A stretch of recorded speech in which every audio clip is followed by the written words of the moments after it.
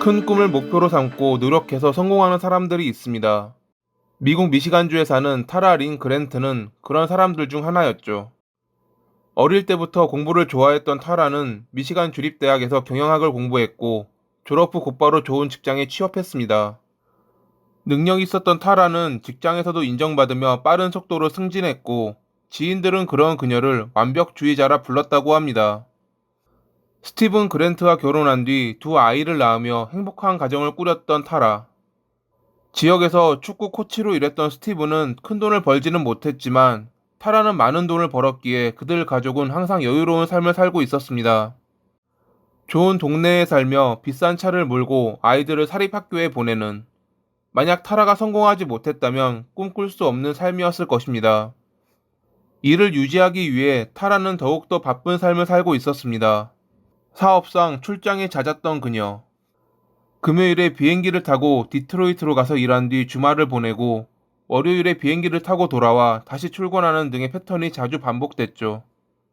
스티브는 시간적 여유가 많았기에 두 아이를 돌봤고 아이들에게 자신을 미스터 맘이라 칭할 정도로 가사를 주로 도맡아 했습니다.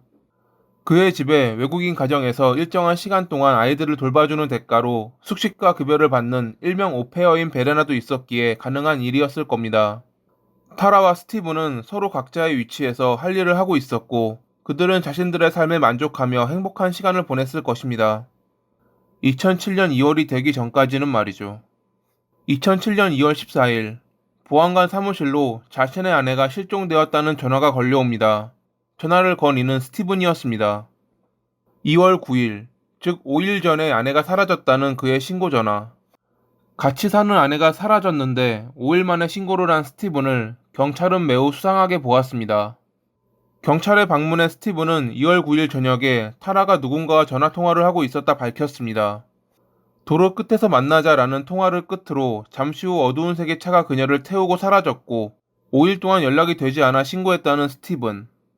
그는 흔히 있는 부부싸움 때문에 그녀가 가끔 이렇게 집을 나간 적이 있었다며 이번에도 그런 줄 알았지만 생각보다 오랫동안 돌아오지 않아 신고했다 말했습니다.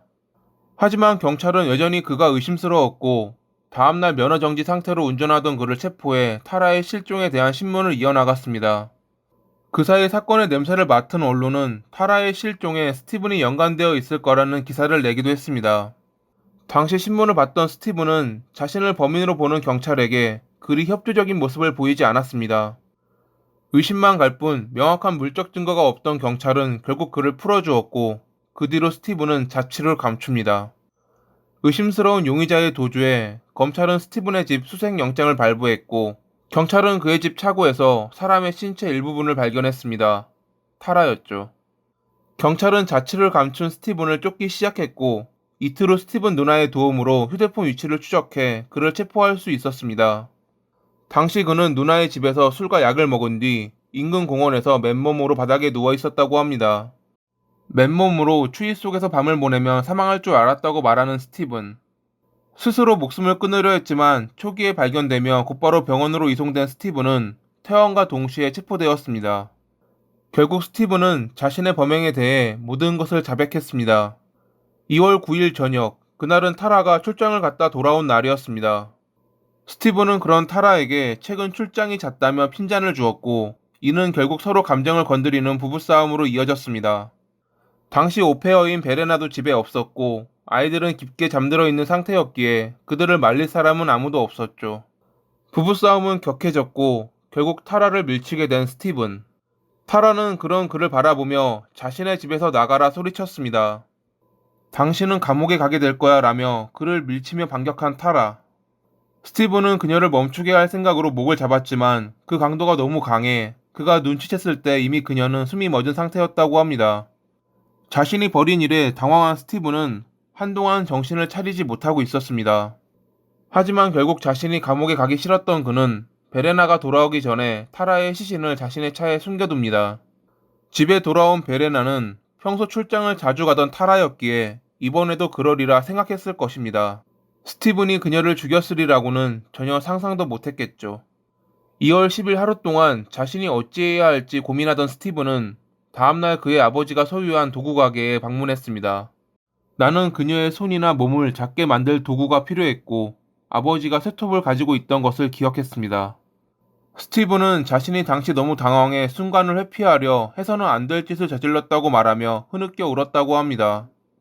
그날 저녁 타라의 시신을 숨길 곳을 찾아 헤매던 그의 눈에 들어온 것은 인근 지역에 있는 큰 공원이었습니다. 이후 스티브는 평소처럼 행동했고 2월 14일에 아내와 연락이 되지 않는다며 신고를 했던 겁니다. 다음날 신문을 받았지만 며칠 후 풀려난 스티브는 경찰이 인근에 있는 공원을 조사할 것이라는 발표를 듣게 됩니다. 그가 그녀의 시신을 묻었던 그 공원을 말이죠. 당황한 스티브는 그녀의 시신을 회수한 뒤 자신의 차고에 일부를 보관했지만 결국 경찰이 자신의 집까지 찾아올 것을 알았기에 모든 것을 포기하고 도주했습니다. 이상한 방법으로 스스로 목숨을 끊으려 했던 스티븐. 하지만 경찰의 발빠른 대처로 그는 3월 4일에 발견되며 목숨을 구할 수 있었습니다. 자신의 죗값도 치르지 않고 비겁하게 생을 마감하려 했던 그를 말이죠. 경찰이 공개한 그의 자백이 담긴 녹취록에는 위에서 밝힌 것처럼 아내가 직장 동료와 시간을 보내는 것에 대한 질투와 다투는 내용이 포함되어 있었다고 합니다. 또한 그가 작성한 자백서에는 자신이 베레나와 바람을 피웠다는 이야기도 적혀 있었습니다. 이 때문에 몇몇 사람들은 그가 아내를 질투해서 부부싸움을 벌인 것이 아니라 바람을 피웠던 것이 들켜 그녀를 살해한 것이라 추측했습니다. 그의 주장처럼 우발적 범행이 아닌 계획적 범행이지 않았을까 하는 생각을 한 것이었죠. 미시간주는 계획적인 1급 살인죄는 종신형이고 시신의 고의적 훼손은 10년 이하의 징역 또는 $5,000의 벌금이거나 둘 동시에 처벌할 수 있습니다. 즉 그는 1급 살인으로 기소됐지만 우발적 범행인 2급 살인으로 판결받아야 더 적은 형량을 받게 되는 겁니다. 이러한 상황에서 공개된 그의 불륜 사실이 적혀있는 자백서로 인해 재판은 그에게 불리하게 돌아갔습니다.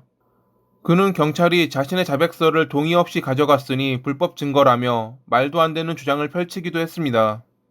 만약 이 때문에 1급 살인죄로 인정된다면 그는 평생을 감옥에서 보내야 할 터였습니다. 하지만 2007년 12월 21일 스티브는 2급 살인 혐의로 유죄를 판결받습니다. 언제나 죽은 자는 말이 없기에. 재판부는 결국 자신들 앞에 주어진 증언 증거로만 법을 집행하기에 어쩔 수 없는 상황이었을 것입니다. 안도해하고 있는 스티븐에게 판사는 50에서 80년의 징역을 선고했습니다. 이는 최소 50년을 감옥에서 보내고 혹여 사고를 치는 등 문제를 일으키거나 가석방 심사를 통과하지 못한다면 80년의 형기를 채워야 한다는 뜻이었습니다.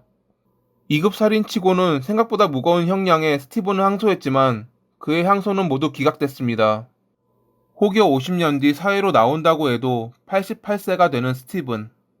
여담으로 스티븐의 아버지는 자기 아들이 그러한 범행을 저지른 것에 괴로워하다 결국 그의 재판이 끝나고 6개월 만에 스스로 목숨을 끊었다고 합니다. 자신뿐만 아니라 자신의 가족들마저 불행하게 만든 그가 감옥에서 평생 후회하고 죗값을 받길 바라며 이만 글을 마칩니다. 오늘도 봐주셔서 감사합니다.